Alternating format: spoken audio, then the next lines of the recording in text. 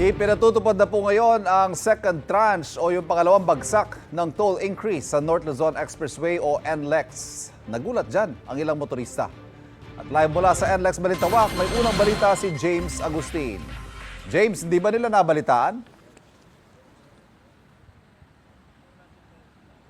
Ivan, sabi nung ilang mga motorista na nakausap natin ay medyo mabigat at meron nga mga nagulat at ngayon lamang nalaman mula sa atin na epektibo na ngayong araw yung toll hike dito sa North Luzon Expressway o NLEX. Epektibo na ngayong araw ang taas singil sa toll sa North Luzon Expressway o NLEX. Para sa open system o yung mula sa Balintawak hanggang Marilao, Bulacan, 5 pesos ang dagdag para sa Class 1 vehicles tulad ng mga kotse at SUV.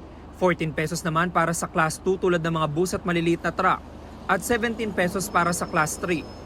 Kung end-to-end naman ang biyahe mula Metro Manila hanggang Mabalacat City, 27 pesos ang dagdag para sa Class 1, 68 pesos para sa Class 2 at 81 pesos para sa Class 3.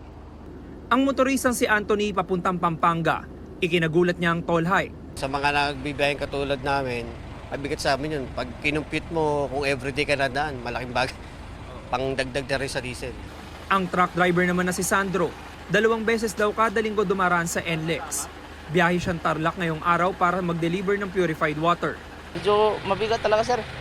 Oo, mabigat para sa bagay sa akin. Tao lang ako ng kampanya. Yung kampanya siguro. Hindi pa siguro alam nila ngayon eh. 4 na beses naman kada araw dumaraan sa expressway. Ang bus driver na si Alfred na may rutang Monumento Angat. Malaking na naman. Pasarin sa operator.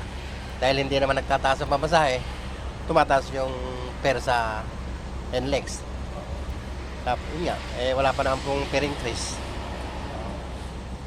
Kaya pasanin na naman ang operator. Pag nag-increase ang pamasahe, apektado na naman ang mananakay, ang pasahero. Sa ngayon po, wala pa namang increase. Ang taas singil ay ang second tranche ng toll adjustment na inoprobahan ng Toll Regulatory Board para sa NLEX.